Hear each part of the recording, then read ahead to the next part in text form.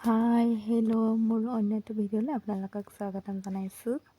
এতিয়া বৰ্তমান সকলোৰে বাৰীত পাচলিৰে ভৰা ন। এয়া আমাৰ বাৰীখন চাওকচোন, কি লগাইছোঁ, কি খেতি কৰিছোঁ। যিটো ছিজনৰ চব্জি সেয়াই লগাইছোঁ বাৰু।